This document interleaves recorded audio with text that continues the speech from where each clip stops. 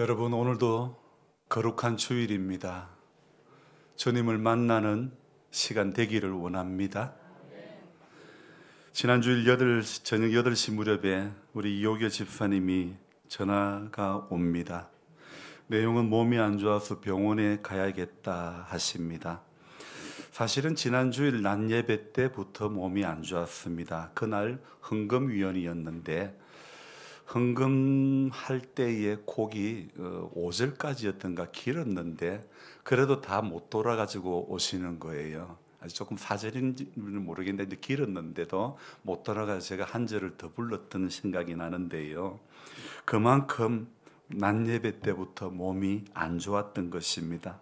그래서 사실 당신 몸이 안 좋으시면 내 몸이 좀 괴롭다 이렇게 말씀을 해주시면 좋은데 워낙 몸이 안 좋았던 분이라서 말씀을 하시지 않았던 것이죠. 예배 시간에요, 강단에 서면 제가 여러분들 얼굴은 다 보이는데, 그런데 죄송하게도 제가 아직 미숙한 게요, 여러분들이 몸이 아픈지 안 아픈지는 아직도 잘 모를 때가 많이 있습니다. 그래서 여러분들의 말씀을 해주시지 않으면 정확히 알 수가 없을 때가 많이 있습니다. 그래서 여러분들이 항상 내 몸이 어떻다 저떻다, 오늘은 컨디션이 좋다 안 좋다, 연로하신 성도님들은 꼭 말씀을 해 주셔야 되는 것입니다. 말씀을 안 해주시면 긴급을 요구하는 질병 같은 경우, 예를 들면 뇌경색이나 또 심장에 관한 그런 질병, 갑자기 숨쉬기가 어려워졌거나 갑자기 손발에 힘이 하나도 없다면 꼭 말씀을 해 주셔야 됩니다. 우리 몸이 내는 일종의 사인 같은 거죠. 이런 증상이 나올 경우 그냥 넘어가시면 안 되는 겁니다. 목사님 새벽 기도인데 어쩌나 이러면서 연락을 안 하시는 게 아니라 그래도 연락을 하시는 게 여러분 그게 맞는 겁니다. 골든 타임이라는 것이 있죠. 일정 시간 안에 빨리 병원으로 옮겨서 긴급 조치를 취하지 않으면 아주 심각한 상태에 이르거나 심하면 사망에 이를 수도 있기 때문이죠. 우리 이 집사님 집에 가보면요, 방에도 벽에 있고 화장실에도 벽에 긴급으로 누르는 버튼이 있습니다. 그것은 집사님의 병력 가운데 뇌졸중으로 20년 전에 수술을 했던 경험이 있기 때문에, 그래서 그 긴급 버튼을 누르면 바로 119와 연결이 되는 그런 기계가 있습니다. 거기에 있는 빨간색 버튼만 누르면 바로 상황실로 연결이 되는데, 하지만 그걸 누르실 생각을 못하고 김전도사 폰으로 전화를 하신 겁니다. 그래서 좀 늦은 시간, 그러니까 낮 예배부터 몸이 안 좋았는데 어두울 때까지 참고 계셨으니 얼마나 많은 시간이 지체가 되었습니까? 오른쪽에 마비가 왔지만 그러나 그나마 다행인 것은 마비가 온 팔다리에 힘이 없어서 그렇지 본인의 의지로 약간씩은 움직일 수 있고 지금 재활 치료를 계속 받고 있는 중이라고 합니다. 여러분, 사실 저는 오늘 이 집사님의 뇌경색이 온 것을 보면서 정말 여러분들 인생은 참 장담할 수가 없는 겁니다. 골든타임 안에 병원에 가야 하듯이 우리가 영적으로도 골든타임 안에 주님 앞에 나와야 사는 것인 줄로 믿습니다. 지금은 정말 기도할 때인 것 같습니다. 처음에 몸에 마비가 왔다는 말씀을 들었을 때 아이고 어쩌나 생각했었는데, 그래서 제가 기도하기를, 하나님 요양원에 안 가고 그저 집에서 일상생활할 수 있을 만큼의 건강을 주십시오, 이렇게 기도를 했는데요, 주님 의지하면서 믿고 기도하는 것이 우리가 할 수 있는 최선의 것인 줄로 믿습니다. 여러분, 분명한 것은 성도는 염려하는 사람이 아닙니다. 성도는 기도하는 사람입니다. 모든 약함의 문제, 모든 어려움의 문제, 모든 관계의 문제, 기도로 깨어 있지 않으면 날마다 염려 가운데 충만해질 수밖에 없는 것입니다. 그래서 염려가 충만한 사람이 아니라 성령으로 충만한 사람이 되고 예수로 충만한 그런 사람들이 되어야 될 줄 믿습니다. 어제 따라 얼마나 더웠습니까? 가만히 있어도 더운데 서울에는 차별금지법과 동성애 반대를 위한 집회가 있었습니다. 거룩한 방파제라고요. 그래서 여러분 그 테트라포트가 되어가지고 그 더운데 아스팔트에 그 길 위에 앉아서 차별금지법 반대와 동성애 반대를 위한 집회에 30만 명이 테트라포트가 되어가지고 참석을 하는 것입니다. 여러분 테트라포트 뭔지 아셔요? 바닷가에 방파제에 가보면 삼각형처럼 생겼는데 실제로는 다리가 4개가 나 있는 방파제를 쌓기 위해서 만들기 위해서 바다에 이제 올려진 그런 구조물이죠. 그 모양의 구조가 파도가 그렇게 세차게 몰려와도 절대 밀려가지 않는다는 겁니다. 이것들이 다 그렇게 서로 맞물려 붙들고 있으면요, 그렇게 세찬 파도가 몰려와도요, 밀려와도 흐트러지지 않고 방파제의 그 원형을 그대로 보존할 수가 있다는 것입니다. 여러분, 성도는 하나님의 교회의 테트라포트가 되어져야 되는 것입니다. 가만히 있으면 기독교인들을 위한 좋은 법이 정부가 만들어주는 것은 아닙니다. 올 들어 최고 더운 날 같은 그 날에 아스팔트 위에 그 땡볕에 수많은 사람이 집회에 참석해서 목소리를 내었다는 것이 참 저는 너무 대단하다고 생각합니다. 세상의 악법으로 기독교와 교인들을 몰아간다고 해도 여러분, 그러나 저는 여러분들에게 말씀드리고 싶은 것은 너무 마음 졸이지 마시고 또 정치적인 면을 이렇게 편을 지어가지고 죽이고 살리는 정오와 분노에 가득 찬 언어는 조금 줄여야 될 것 같습니다. 정치가 뭐라고 온 국민이 죽고 살리는 이 전쟁에 복무하게끔 만듭니까? 이래서야 어디 되겠습니까? 분노와 정오, 적대감, 반목의 언어들은 조금씩 줄여나가는 그런 노력을 우리 교회부터 해야 될 것 같습니다. 마음대로 싸지려고 욕하고 이런 것 좀 하지 말고 말입니다. 정당한 소리를 정당한 방법대로 내서, 그래서 저는 광장에 나가는 것도 때로는 해야 할 일이지만, 그러나 또 하나 중요한 것은 우리는 교인이라는 것입니다. 우리는 예수 믿는 사람이라는 것입니다. 그래서 항상 모든 일에는 지혜로움이 필요한 것입니다. 의무는 하지 않고 권리만 주장하는 교인이 되면 안 되는 것입니다. 마치 밭에 풀은 안 뽑고 작물은 잘 되어야 한다는 것과 같은 이치지요. 수확이 제대로 되려면 무엇보다도 풀을 확실히 잡아야 되는 것입니다. 권사님 맞지요?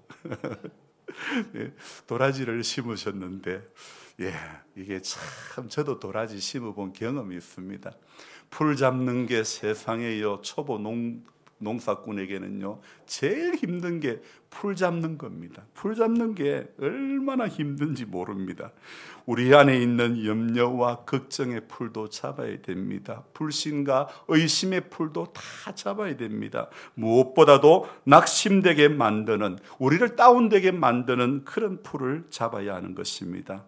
교회 밭과 우리 김군사님 밭에 옥수수를 심었는데, 교회 밭은 옥수수 장가지를 다 꺾었고 풀을 어느 정도 다 잡았는데, 우리 권사님 밭은 좀 멀어서 그러는지 몰라도, 그게 멀다고 그런지는 몰라도 풀도 못 잡고 장가지도 꺾지를 못한 것입니다. 가보니 풀이 장난이 아닙니다. 여기는 포기하고 교회 밭에 것만 열심히 가꿀까 생각도 해보았습니다. 하지만 여러분, 늦었다고 늦은 게 아닙니다. 그렇게 가위를 들고 골골 다니면서 옥수수 본 대궁 아래의 풀을 모조리 뜯어내고 잘라내었습니다. 그리고 고래난 풀은 제초제를 뿌렸습니다. 땀 흘린 것만큼 밭이 달라지는 것입니다. 정말 농사를 잘 짓는 사람은 밭에 풀을 잡는 사람이더라고요. 신앙생활도 잘하는 사람은요, 이렇게 풀을 잘 잡아야 하듯이 사단을 때려잡아야 되는 겁니다. 마귀를 때려잡아야 되는 것입니다. 하루에도 수백 번 찾아오는 염려와 걱정의 뱀이 들려주는 속삭임을 우리가 잘 막아내어야 되는 것입니다. 그것 따라가면 전부 뭐가 되느냐? 로뎀나무 아래에 엘리야가 되고 맙니다. 로뎀나무 아래에서 엘리야가 어떤 말을 했습니까? 자기가 죽기를 원하여 이르되 여호와여 넉넉하오니 지금 내 생명을 거두소서. 나는 내 조상들보다 낫지 못하나이다. 참 안타까운 거 아닙니까? 열왕기상 18장에서 그렇게 대단한 기세로 이 바알과 아세라를 믿는 사람들과 싸웠던 엘리야이지 않습니까? 그러나 19장에서 로뎀나무 아래에 앉은 엘리야는 너무 낙심하고 말았지 않습니까? 여러분, 분명한 것은 기도로 깨어있는 사람은 절대 낙심하지 않습니다. 예수님만 잘 보고 가면 길 잃어버릴 염려가 없는 것입니다. 김 권사님 집 앞에 제가 차를 세워놔놓고 잠시 밭에 들어갔다가 나오니 차가 없어져 버렸습니다. 아니 왜 내 차를 누가 가져갔나? 아니 차가 왜 없어졌나? 혹시 위로 갔나 생각했더니 정말 위로 가고 말았습니다. 기어를 드라이브에 놔놓고 세상에 그냥 내렸던 모양입니다. 그런데 이게 오르막길이다 보니 아주 서서히 올라가가지고 트럭 뒷바퀴에 가가지고 딱 붙어 있는 겁니다. 기가 막힙니다. 제가 운전 경력이 40년이 넘었는데 이렇게 드라이브에 놓고 내릴 줄이야 꿈에도 몰랐습니다. 여러분 정신 차리세요. 아무도 장담 못합니다. 베드로는 자기는 절대 배신하지 않겠다고 했지만 배신하고 말았죠. 젊었을 때 예수 잘 믿다가 노년에 예수님으로부터 멀어지면 안 되는 겁니다. 기도로부터 예배로부터 멀어지는 사람 치고 이기는 사람은 아무도 없는 겁니다. 그래서 여러분 신앙에는 박사가 없습니다. 신앙에는 오직 초보밖에 없는 겁니다. 병원에 가도요, 여러분들 가운데는 반쯤 의사가 되신 분들이 허다합니다. 의사보다도 진단을 더 잘하는, 그래서 병원 가서도요 무슨 약 주세요, 무슨 주사 놔주세요 그럽니다. 제가 어디가 아픈지, 제가 이런데 어떻게 하면 좋겠습니까? 의사 말 들으려고 하지 않습니다. 무슨 약 주세요, 무슨 주사를 놔주세요. 교회와도 하나님 앞에도요 본인이 다 하나님보다 더 높은 분 같아요. 어떻게 합니까? 하나님 바쁘니까 알아서 다 해주세요. 그냥 기도도 안 합니다. 답답한 것도 없습니다. 울 일도 없습니다. 참 의사보다도 어떻게 그렇게 진단을 그렇게 잘해요? 의사보다도 더 의사 같은 우리 성도님들. 제가 우리 하은이 공부하는 거 보니까 정말 의사가 되려면 얼마나 많이 공부를 해야 하는지 지난 6년의 세월을 참 지켜보면서 깨달았습니다. 공부밖에 할 수 있는 것이 아무것도 없다는 것, 공부 외에는 아무것도 할 수 없는 것이 의사 공부인 것 같습니다. 낯설고 어려운 또 힘든 경제 사정 가운데 지난주에 드디어 헝가리 그 의사 시험에 합격을 했습니다. 정말 우리 여러분들의 기도와 또 교회의 후원이 있었기 때문에 가능한 일이라고 생각되어집니다. 물론 아직 한국 의사 시험을 합격해야 하지만 구분능수는 넘은 것 같습니다. 마지막까지 잘 통과되기를 기도 부탁드립니다. 그렇게 공부하는 것밖에 없고, 그렇게 한국 의사 시험이 다다음 주 29일 주일인데 6년 동안 배운 것을 시험 친다고 하니 정말 그게 가능할까 싶습니다.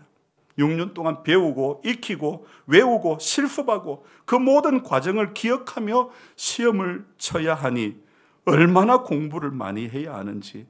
왜 그럴까요? 왜 그렇게 공부를 많이 해야 할까요? 생명을 살려야 하니까 그런 것 아니겠습니까? 그러니까 그렇게 공부를 많이 할 수밖에 없는 겁니다.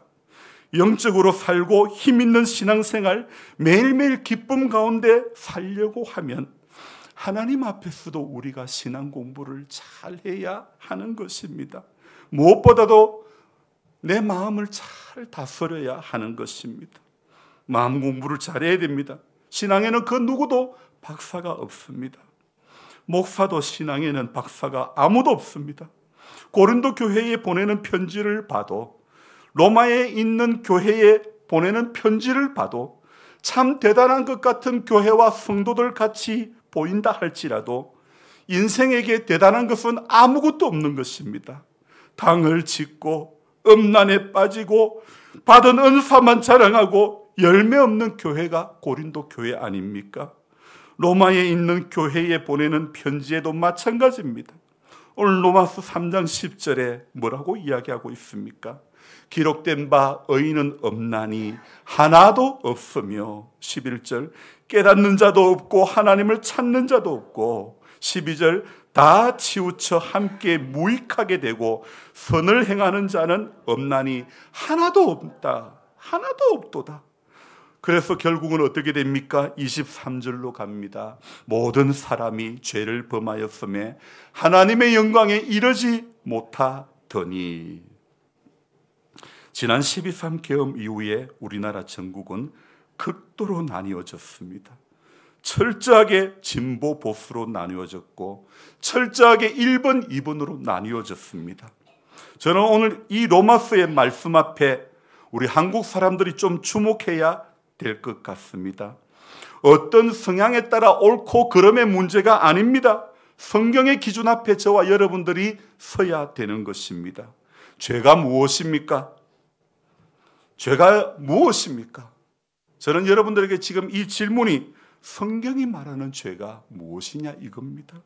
죄라는 것은 관역을 벗어난 것입니다. 하나님의 기준, 성경의 기준을 벗어난 모든 것이 죄라는 겁니다. 성경이 내리는 결론은, 오늘 로마서가 내리는 결론은 이것입니다. 9절 같이 다시 읽어봅니다.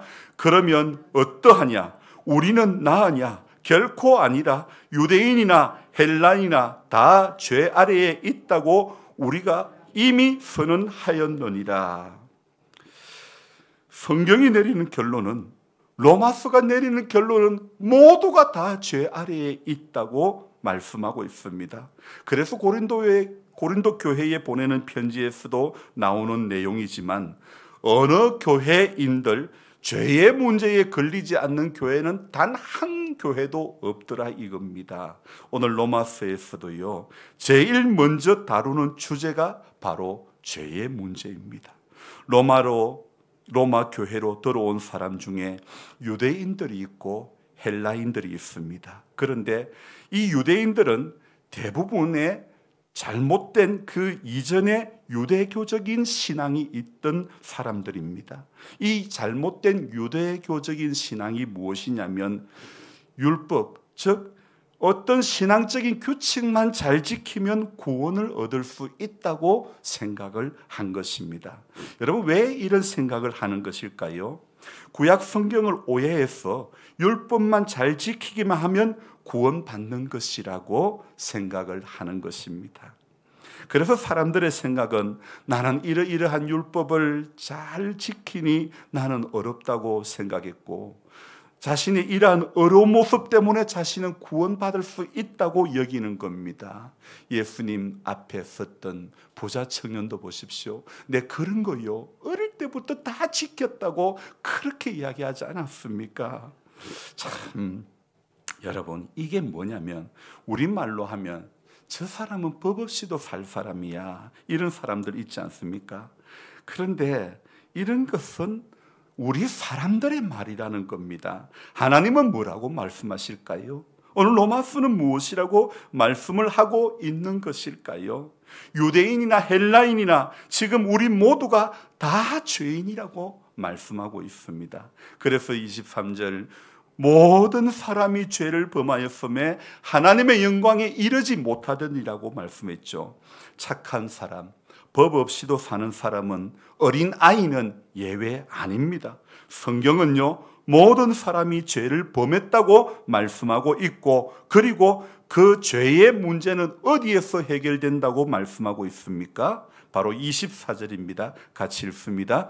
그리스도 예수 안에 있는 속량으로 말미암아 하나님의 은혜로 값없이 어렵다 하심을 얻은 자 되었느니라. 아멘.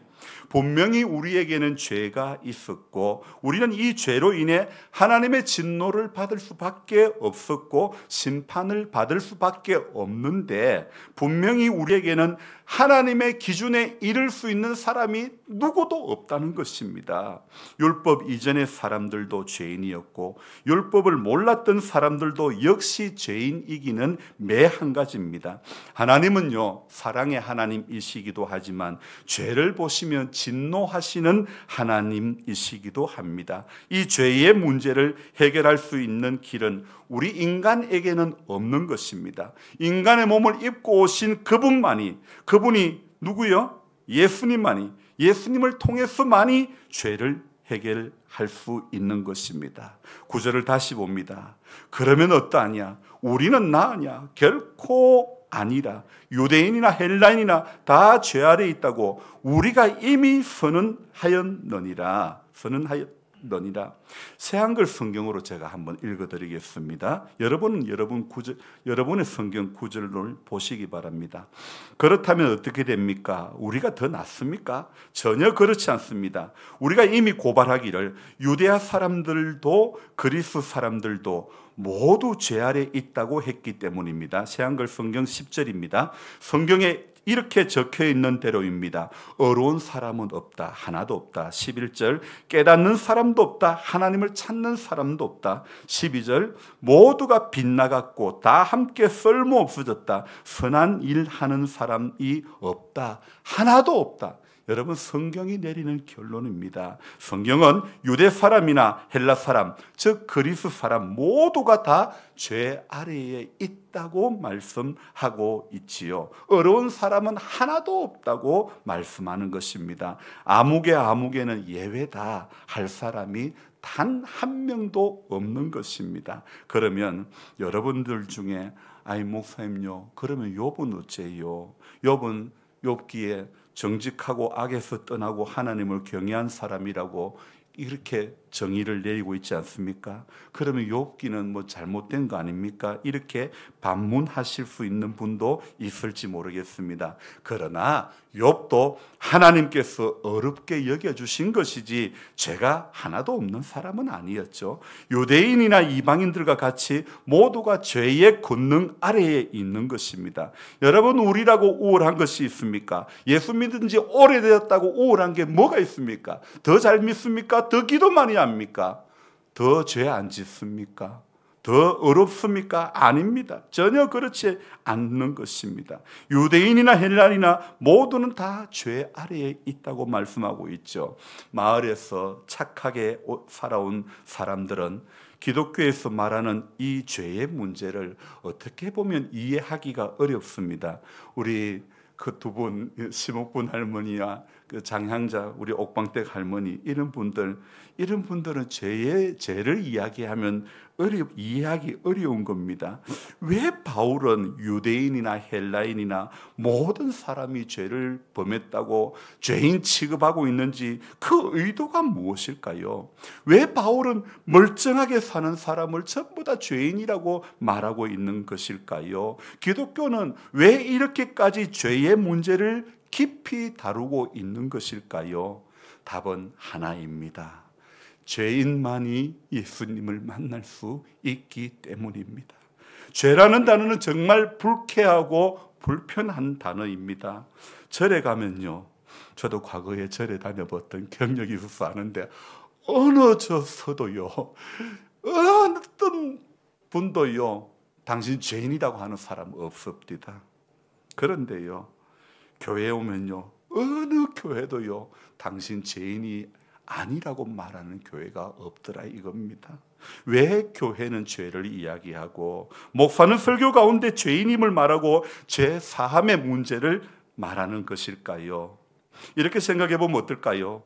다른 종교는 죄의 문제를 해결해 줄 수 있는 종교가 하나도 없는 겁니다. 기독교는 하나님의 아들 예수님, 죄 없으신 그분이 죄인들을 위하여 죽으심으로 인간의 죄의 문제를 해결하는 유일한 종교이기 때문에 기독교는 죄 사함의 은총을 반드시 이야기할 수밖에 없는 것입니다. 그런데 우리가 알아야 할 아주 중요한 진리가 있습니다.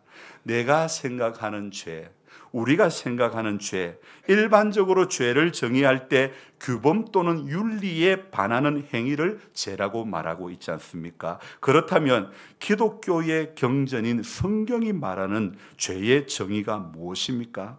성경이 말하는 죄는요, 하나님과 단절된 상태를 죄라고 이야기하는 것입니다.